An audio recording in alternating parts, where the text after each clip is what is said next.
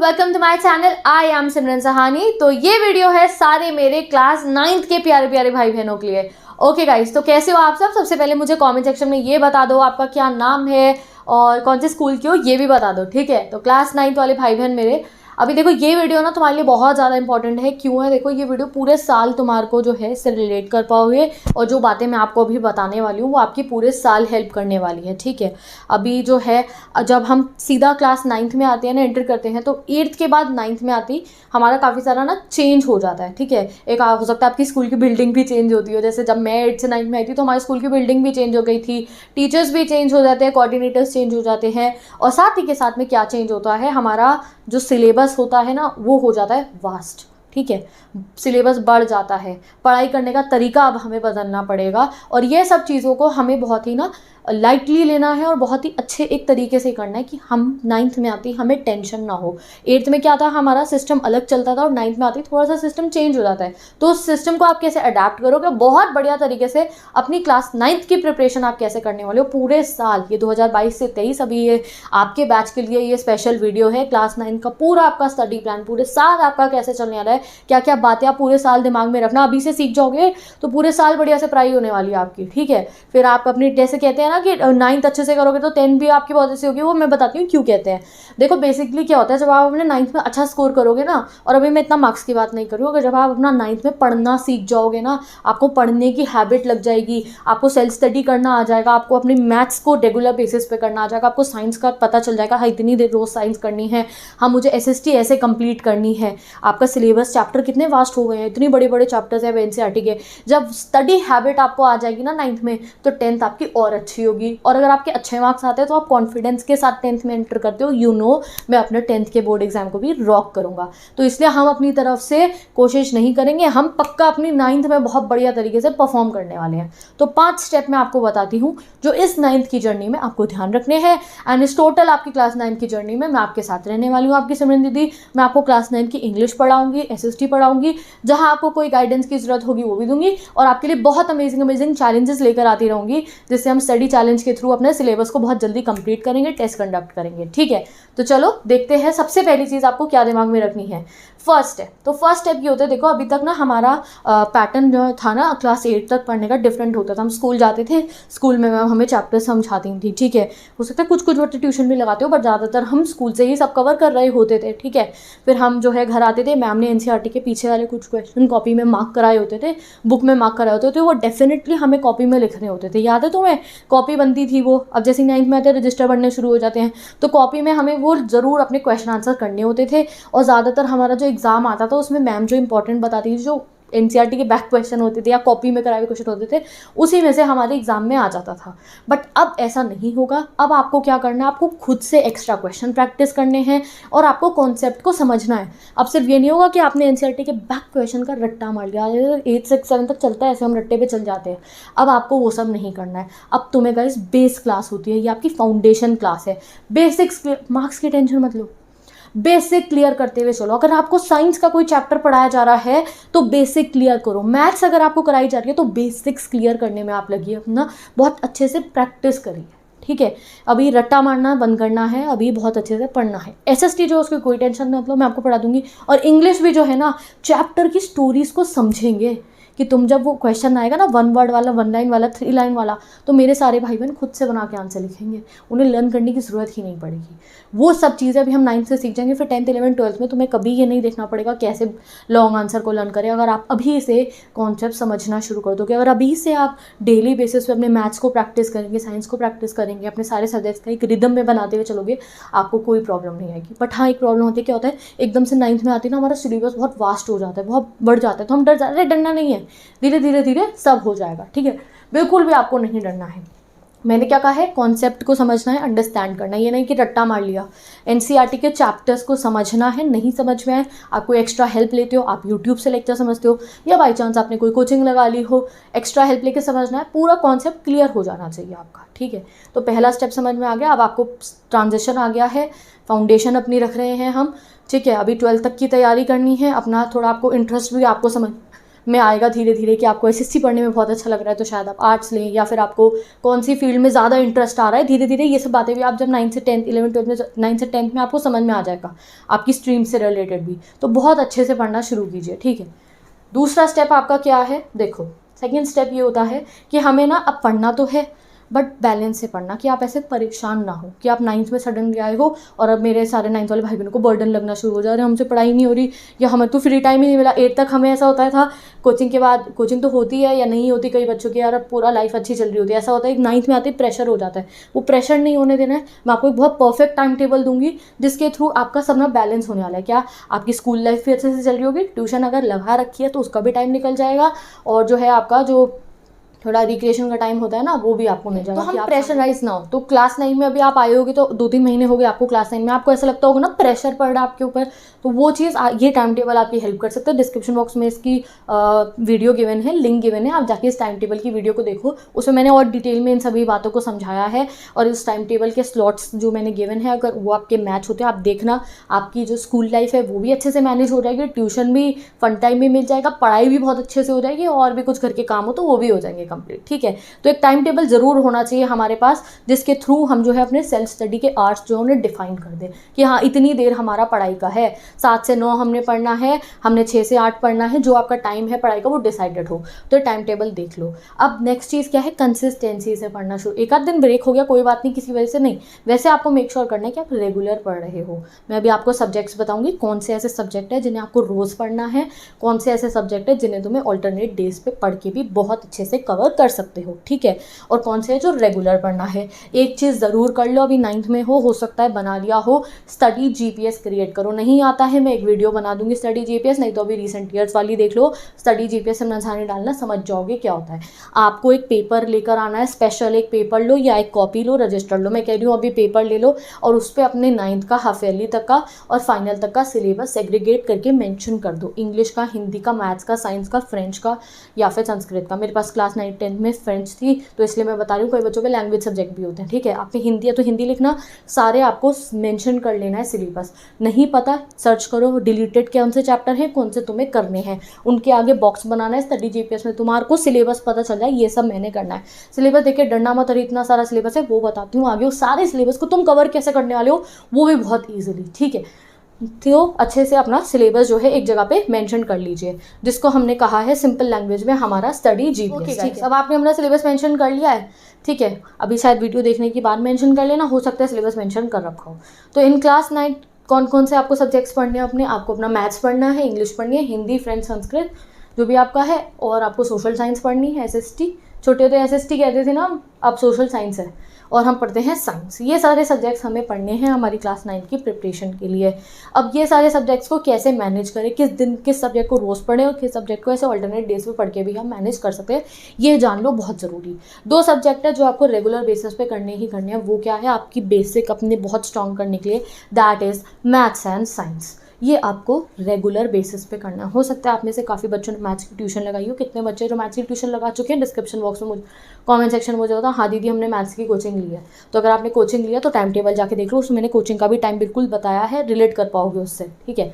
तो ये आपका, ये देख सकते हो आप। अब भाई कोचिंग में तो आपने मैथ्स पढ़ ही लिया, बट घर आके भी जो समझ के आए हो कोचिंग से, जो स्कूल में समझाया, वो सारी एक्सरसाइजेज ना आपके प्रैक्टिस करनी है। तो आपको क्या करना है, आपको स्टडी सेशन बताने से पहले एक और बार बताती हूँ, रजिस्टर आपको जो ट्यूशन वाला है वो तो होगा ही, एक अपना सेल्फ स्टडी का भी रजिस्टर बनाइए, ठीक है, जिसमें आपका एक मैथ्स का अपना रजिस्टर हो, एक आपका साइंस का हो, कई बच्चे तो पीसीबी का, तीनों का अलग बना लेते हैं। मेरा फिजिक्स का, केमिस्ट्री का, बायो का 3 अलग रजिस्टर थे, घर के अलग थे अपने, कोचिंग का अलग था, वहाँ तो कोचिंग की प्रैक्टिस होती थी ना, घर के अपने अलग थे। एक इंग्लिश का अभी बना लो, एक हिंदी, संस्कृत, फ्रेंच जो भी आपके पास है बना लो, ठीक है। उन पर नाम लिख दो, ऊपर मार्कर से ही लिख दो या स्लिप लगा दो, जो एनीथिंग जैसे भी, या डिफरेंट ले लो जिससे आपको पहचान रहे, और उनको अपने स्टडी कॉर्नर पे अच्छे तरीके से रख लीजिए। जब आप पढ़ेंगे, एक्सरसाइज सॉल्व करनी है तो आप अपने उस वाले रजिस्टर में कर रहे हैं। जब आप एसएसटी का चैप्टर पढ़ रहे होंगे, मैं आपको पढ़ा रही होंगी, तो साथ साथ मैं आपको नोट्स बनवाती रहूँगी, मैं आपको नोट्स अवेलेबल भी, मतलब दूंगी भी मैं आपको नोट्स, तो वो नोट्स आप अपना नोट डाउन करोगे उस रजिस्टर में। जब मैं आपको इंग्लिश का चैप्टर पढ़ाऊंगी, उसके NCERT back question, important question कराऊंगी, तो वो आप उन रजिस्टर में या जहाँ से भी आप पढ़ रहे हैं उन रजिस्टर्स में अपने नोट्स भी बनाते रहेंगे, क्योंकि बहुत इंपॉर्टेंट है कि आप थोड़ा थोड़ा नोट्स मेकिंग करना अभी से सीख जाओ। वही नोट्स जब फाइनल एग्जाम होगा, रिवीजन मारना डन। और मैथ्स की प्रैक्टिस प्रैक्टिस के लिए अपने पता नहीं कितने रजिस्टर्स अभी तुम फिल करने वाले हो प्रो बनने के लिए, ठीक है। तो अपने रजिस्टर ज़रूर क्रिएट कर लो, और जब आपका सेल्फ स्टडी का टाइम होगा वो रजिस्टर लेना, बुक लेना, पहुंच जाना पढ़ने। अब कितनी देर पढ़े कौन से सब्जेक्ट को, तो जैसे मैंने कहा है थोड़ी देर तो आप ट्यूशन में भी मैथ्स पढ़े होगे, बट उसके अलावा मेक श्योर करो 1 से 1.5 घंटा मैथ्स ज़्यादा कर रहे हो तो बहुत अच्छी बात है। मैं मिनिमम बता रही हूँ 1 से 1.5 घंटे मैथ्स आपको रोज़ करनी है, रोज़ आपको मैथ्स प्रैक्टिस करनी है। आप ट्यूशन से पढ़ के आए हो, जो एक्सरसाइज हुई है आगे घर पे खुद से सॉल्व करके देखो। स्कूल में मैम ने कोई समझाया था, नहीं जाते हो ट्यूशन, घर पे आके उसको सॉल्व करके देखो। रजिस्टर बनाओ, एक्सरसाइज डालना, सारे क्वेश्चन सॉल्व करके देखना। आर.एस. अग्रवाल ली है उसको साथ के साथ प्रैक्टिस कर रहे हो, सॉल्व करके देखना। एनसीईआरटी से कर रहे हो, एग्जाम्पलर से कर रहे हो, कोई और बुक आपको किसी ने बताई हो उससे कर रहे हो, जो भी नॉलेज हम होती है अपने मैथ्स की एक्स्ट्रा बुक्स की, वो जो भी आप कर रहे हैं, सबसे पहले तो एनसीईआरटी कवर करेंगे, उसके बाद जो भी है रोज़ आपको प्रैक्टिस करनी है घर आके। 1.5 घंटा मैथ्स रोज़ प्रैक्टिस करनी है, जिससे हमारा बेसिक स्ट्रॉन्ग हो जाए, ठीक है। नेक्स्ट आपको क्या करना है, 1 घंटा अपना रोज साइंस करना है। किसी दिन इसमें फिजिक्स करना, किसी दिन केमिस्ट्री करेंगे, हो सकता है 3-4 दिन केमिस्ट्री के चैप्टर को फुली कंप्लीट करा, फिर बायो ले ली, ठीक है। या हो सकता है 3-4 दिन बायो के एक चैप्टर को कंप्लीट करा, फिर अगले दिन केमिस्ट्री ले ली। रोज़ 1 घंटा आपको फिजिक्स केमिस्ट्री बायो करनी है, यानी कि आपकी साइंस करनी है। अब कई बार ऐसा होता है हमें स्कूल में साइंस का होमवर्क भी मिलता है, तो जब आप अपना इसी समय में अपना फिजिक्स का होमवर्क कर लिया, सारे क्वेश्चंस को अच्छे तरीके से नोट डाउन कर लिया, ये आपको वो टाइम हो गया। और last but not the least 1 घंटा हमें रखना है अपने दूसरे सब्जेक्ट्स के लिए। आप जाके टाइम टेबल वीडियो देख लो, हाँ मैंने 4 घंटे का सेल्फ स्टडी का टाइम दिया है, ठीक है। तो उसमें ये सारे मेजरमेंट, तो उसमें ये सारा आपका हो जाएगा, ठीक है। 1 घंटा आपको रखना है एसएसटी का या हिंदी का या इंग्लिश का। अब ये कैसे चलेगा, ये ऑल्टरनेट डेज पे चलेगा, जैसे तुम्हें कंफर्टेबल लगे। हफ्ते में 2 दिन जो है साइंस और मैथ्स के बाद एसएसटी पढ़ लेना, ठीक है। हफ्ते में 1-8 दिन हिंदी पढ़ लेना, और एक हफ्ते में जो है, या फिर आपने ऐसा कर सकते हो कि एक वीक आपने क्या करा कि मैंने एसएसटी करी, मैथ्स करी और इंग्लिश करी, ठीक है। ऐसा करना, ज़्यादा कंसिस्टेंसी आती है। रोज़ सब्जेक्ट में स्विच करते रहते हो तो थोड़ी प्रॉब्लम आती है। आपने क्या करा, 1 वीक अपना डिसाइड करा मैथ्स और साइंस तो करनी है, उसके साथ में इंग्लिश कर रहे हैं, ठीक है। फिर अगले वीक क्या करना, मैथ्स और साइंस करो, साथ में हिंदी कर लेना, और उससे अगले दिन मैथ्स और साइंस करो, साथ में एसएसटी कर लेना। या आप ऑल्टरनेट डेज पे भी कर सकते हो कि 2-3 दिन आपने इंग्लिश कर ली साथ में 1 घंटा, और 2-3 दिन आप एसएसटी कर रहे हो। तो 3 सब्जेक्ट आपको लेते हुए जाना। ऐसा मत करना कि एक दिन पे तुम 5 के 5 सब्जेक्ट पढ़ो, ना इतना टाइम है ना इतना हम ग्रैस्प कर पाएंगे। तो 3 हो गए हैं हमारे ऐसे, और वो आपको समझ में आ गया। मैथ्स रेगुलर करनी है, साइंस रेगुलर करनी है, और ये जो बाकी के हमारे 3 सब्जेक्ट है या तो अल्टरनेट वीक पे कर लेंगे या अल्टरनेट डेज पे कर लेंगे। वैसे अगर आप मेरे चैलेंजेस के हिसाब से पढ़ोगे तो मैं तुम्हें वीकली चैलेंज देती हूँ कि इस हफ्ते में ये वाला सब्जेक्ट के एटलीस्ट इतने चैप्टर तो आपके कंप्लीट हो जाए। चैलेंज के हिसाब से करो तो अल्टरनेट वीक, वरना अपने हिसाब से कर रहे हो तो जैसा आपको कंफर्टेबल लगे। हमारा मोटिव क्या है कि भैया एक तो हमारी स्टडी हैबिट बिल्ड हो जाए, आपको इतनी देर पढ़ने की आदत पड़ जाए, जिससे कल को जब आप अपने किसी एग्जाम के लिए तैयारी कर रहे हैं, बोर्ड एग्जाम्स के लिए तैयारी करें, कॉम्पिटिटिव के लिए तैयारी करें, तो आपको अच्छी खासी आपकी स्टडी हैबिट्स, आप फोकस होकर पढ़ाई करना सीख चुके हो, ठीक है। दूसरी चीज़ क्या हो, आपका एनसीईआरटी और जो बेसिक चीज़ें होती हैं वो आपकी क्लियर हो चुकी हो, जो फाउंडेशन है ना वो बहुत स्ट्रॉन्ग हो चुकी हो आपकी, समझ गए। तो इसलिए ये स्टडी आवर्स आपको मिल गए। अब इन स्टडी आवर्स में पढ़ना कैसे है ये बता देती हूँ। सबसे पहली चीज़, कई बार ऐसा होता है जैसे 9th में आते हैं, बुक में से चैप्टर रीड करते हैं, थोड़ा सा ना ब्लैंक से हो जाते हैं, क्या करें समझ में नहीं आता एक बारी में चैप्टर। कोई बात नहीं, सबके साथ होता है ऐसा। फिर हम परेशान हो जाते हैं, फिर हम कोई रिफ्रेशर लेते हैं उसमें से चेक करते हैं। नहीं, क्या करना है आपको, आप एनसीईआरटी को रीड कीजिए। नहीं समझ में आता है तो अपने स्कूल में समझिए, यूट्यूब पे समझिए। आपने कोई चैप्टर पढ़ा आपको समझ में नहीं, यूट्यूब पे समझिए। आपने कोई ऐप के थ्रू आप किसी टीचर से पढ़ते हैं, उनसे लेक्चर को समझिए। ऐसा हो सकता है ऐसे 8 से 9th में आते सीधा स्टार्टिंग में रीड करते हैं, चैप्टर हमें थोड़े मुश्किल लग सकते हैं, ठीक है। तो आपको क्या करना है, समझो पहले चैप्टर को, कॉन्सेप्ट को समझो। मैंने वो कहा था ना, रट्टे नहीं मारने, ऐसा नहीं कि समझ में नहीं आया तो रट्टा मारना शुरू कर दिया। एक एक कॉन्सेप्ट को समझना है, उसके लिए आपके पास यूट्यूब है, आपके पास अपने फेवरेट टीचर्स हैं, आपने कोई सब्सक्रिप्शन लिया है, एनीथिंग लाइक, जहाँ से भी आप सेल्फ स्टडी करके खुद से कॉन्सेप्ट क्लियर कर रहे हैं, आपको कॉन्सेप्ट क्लियर कर रहे हैं। एनसीईआरटी को अच्छे से रीड भी करना है। जब आपने यूट्यूब से लेक्चर देखे, हो सकता है आपने एसएसटी का कोई चैप्टर पढ़ा या आपने साइंस का कोई चैप्टर पढ़ा, स्टार्टिंग में आपको समझ में नहीं आया, आपने यूट्यूब से वीडियो देखी और आपने उस पूरे चैप्टर को समझ लिया, उसके बाद एनसीईआरटी से रीड करना। वही लाइन तुम्हें समझ में आ रही होंगी, वही एक एक लाइन तुम्हें समझ में आ रही होगी, एनसीईआरटी को रीड कर लेना। तो पूरी एनसीईआरटी पे फोकस रखना, रिफ्रेशर बाद में यूज़ करना, इंपॉर्टेंट क्वेश्चन के लिए और नोट्स रिवाइज करने के लिए पहले एनसीईआरटी पूरी क्लियर कर लेना। समझ गए? ये नहीं कि सीधा रिफ्रेशर ली खाली इंपॉर्टेंट क्वेश्चन पढ़े और पढ़ लिया, नहीं। बेसिक क्लास है, फाउंडेशन अच्छी रखेंगे तो आगे भी तैयारी बढ़िया होगी। तो अभी से ही आपको क्या करना, अभी आपको वो टेंशन नहीं रखनी कितने मार्क्स आएंगे, ये वो मत लो टेंशन। एसएसटी का हर कॉन्सेप्ट समझ में आए, साइंस का हर कॉन्सेप्ट समझ में आए। ऐसा नहीं कि वो रिफ्रेशर ली, रट्टे मारे, इंपॉर्टेंट क्वेश्चन की एग्जाम दे दिया, नहीं। इसलिए आपको बहुत इंपॉर्टेंट बता रही हूँ कि एनसीईआरटी बुक की प्रायोरिटी पे रखना है अपनी एनसीईआरटी बुक को। एक एक चैप्टर आपको समझ में आ जाना चाहिए। दूसरी चीज़ मैंने आपको क्या कही है, रेफरेंस बुक्स आप कब यूज़ करना, जब आप चैप्टर समझ चुके हो। उसके बाद अपनी रेफरेंस बुक लेना, सारे इंपॉर्टेंट क्वेश्चन चेक करना, उसमें से एक एक जो आपके बुक में गिवन हो अगर आप यूज़ करते हो तो ठीक है। मैं भी बहुत सारे आपको इंपॉर्टेंट क्वेश्चन की वीडियोस प्रोवाइड करूँगी, सारे के सारे आपके एग्जाम में जो प्री बोर्ड्स में आपको दिखेंगे और जो इंपॉर्टेंट क्वेश्चन होते हैं।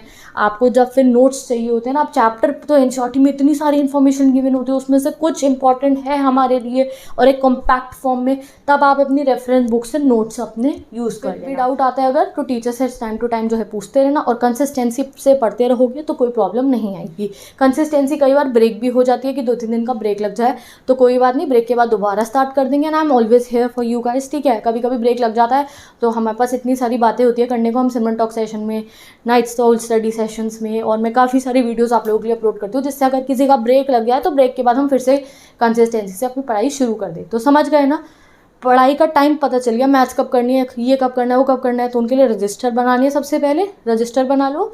पढ़ाई का टाइम आपको समझ में आ गया है। एनसीईआरटी से समझना है एक एक चीज़ को, यूट्यूब से लेक्चर देख के समझो, जहाँ से भी समझो। उसके बाद रेफरेंस बुक से इंपॉर्टेंट क्वेश्चन देखो, ठीक है। और लास्ट एक और बात और बताती हूँ, वो क्या है, अपने आप को कभी किसी अपने आसपास के बच्चे से कंपेयर मत करना, ठीक है। अभी ट्यूशन जा रहे हो, स्कूल जा रहे हो, काफ़ी बच्चे ऐसे होंगे, तुम खुद को कंपेयर करोगे, ये अच्छा कर रहा है मेरे से, ये अच्छा करिए मेरे से। किसी से कंपेयर मत करना, तुम अपनी बढ़िया तैयारी करते रहो, किसी से कंपेयर मत करना। कोई तुम्हें किसी से कंपेयर कर भी रहा हो घर में या कहीं, और कि किसी ने तुम्हारा कंपेरिजन किसी से कर दिया, तो उस बात को अपने दिल पे मत लगने देना। अरे तुम अपनी बढ़िया तरीके से पढ़ाई करते रहो, वो जो 3 स्टडी सेशन बताया ना मैंने, तुम उस पर फोकस होकर पढ़ते रहो, तुम्हारी बहुत अच्छी प्रोग्रेस हो जाएगी।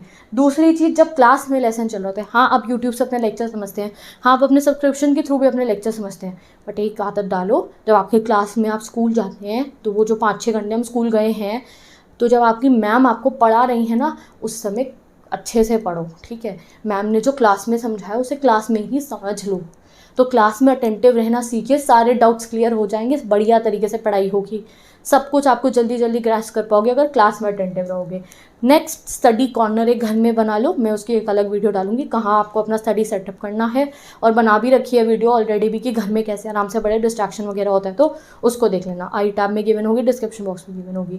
नेक्स्ट, मेक ब्रीफ नोट्स, तो ब्रीफ नोट्स की एक अलग वीडियो आएगी, कैसे आप अपने नोट्स बना सकते हो। लास्ट ईयर वाली देखनी है, लास्ट ईयर वाली देख लो, नई वीडियो जब बनाऊंगी तो उसे देख लेना। और सब्जेक्ट वाइज स्टडी करना बहुत ज़रूरी है, जैसे मैंने कहा है वो 3 मैंने आपको बता दी ना, इस तरीके से पढ़ना शुरू कर दो, ठीक है। और कोई क्वेरी आती है तो बता देना कमेंट सेक्शन में। और नोट मेकिंग की मैंने आपको बता दिया, लास्ट वीडियो होगी मेरी, नेक्स्ट वीडियो में बता दूंगी मैं आपको हाउ टू मेक नोट्स, ठीक है। तो आप अभी 9th में ही सीख जाओगे ना, तो 12th तक बढ़िया नोट्स बनाते रहोगे अपने, फिर जब भी फाइनल होगा या कोई पेपर हुआ आपका, यूटी अगर हुआ ना, तो वो नोट से रिवाइज करा और अपना एग्जाम दे दिया, ठीक है। और last but not the least, stay happy, ठीक है। बढ़िया तरीके से अपनी क्लास 9 की प्रिपरेशन करते रहो, एंजॉय करना, प्रेशराइज खुद को मत होने देना, मेमोरेबल क्लास बनाना इसको, क्योंकि अभी 10th में बोर्ड आने वाला है, ठीक है। तो 10th में तो मेहनत करनी है बहुत अच्छे से, तो 9th में हम बहुत ही अच्छे अपनी फाउंडेशन को स्ट्रॉन्ग कर लेंगे, जिससे 10th में आते ही हम एक एनर्जी में हो कि हाँ भैया 10वीं का टॉपर मुझे बनना है, स्कूल ही नहीं स्टेट टॉपर भी बनना है। ऐसी वाली मोटिवेशन के साथ हम अपने 10th में एंटर करें तो हमारी 9th बढ़िया निकली होगी, ठीक है। तो now I am going, bye bye, take care and best of luck. So ये पूरे साल आपको ये सब बातें ध्यान में रखनी है, तो पूरे साल अगर कभी भी आपको कोई प्रॉब्लम आती है तो इस वीडियो को देख लेना, पूरे साल आपकी ये हेल्प करेगी। बाकी कोई क्वेरी से मुझे बता दो कमेंट सेक्शन में, फिर वो जो हम डेली बेसिस पर डिस्कशन करते हैं वहाँ क्लियर कर लेंगे। तो best of luck for your class 9th, all my प्यारे प्यारे भाई बहनों, और मैं मिलती हूँ आपसे नेक्स्ट वीडियो में। और डिस्क्रिप्शन बॉक्स को चेक करते रहना, मेरे चैनल को चेक करते रहना, जब भी मैं क्लास 9 का कोई भी सिलेबस पढ़ाऊंगी, सब्जेक्ट्स एंड ऑल दैट, वो सब आपको मिलता रहेगा, ठीक है। तो डिस्क्रिप्शन बॉक्स को चेक कर लो, इंग्लिश एंड एसएसटी की तो प्लेलिस्ट गिवन ही है, और बाकी भी अगर मैं कोई सब्जेक्ट आपको पढ़ाना स्टार्ट कराऊंगी तो वो चैनल पे जाके चेक कर लेना, मिल जाएगा। तो मैं मिलती हूँ नेक्स्ट वीडियो में, bye bye, take care and best of.